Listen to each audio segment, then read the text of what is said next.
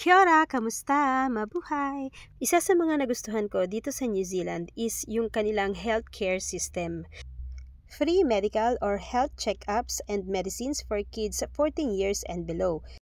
Also, they provide free dental services or free dental checkup for ages 18 years and below.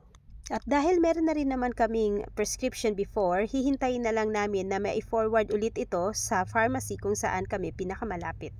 And then while waiting, may nakita kaming health kiosk kung saan mag-i-insert ka lang ng $2 coin para makita mo yung exact height and weight, and also at the same time makikita mo na rin yung BMI.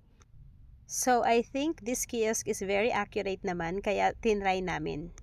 10 years old na nga pala si Kuya Matmat, and ang height niya is 142 cm, which is good dahil tumangkad na ng konti dahil sa nag-cherryper, and ang kanyang weight is 36.8 with a BMI of 18.2, which is normal naman.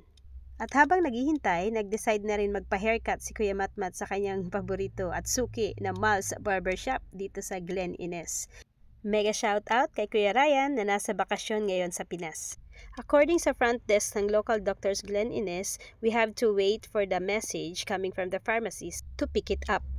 So while waiting, bumili na rin kami ng sunscreen. Ayan, kailangan na rin natin ng protection kasi sa skin, lalo ngayon ay medyo mainit na ang sikat ng araw. Malapit na rin kasi ang summer dito ngayon sa New Zealand.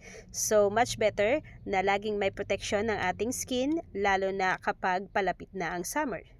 And finally, after an hour of waiting, may na-receive na tayong text message coming from the pharmacy to pick up ang ating medicine for Kuya Matmat.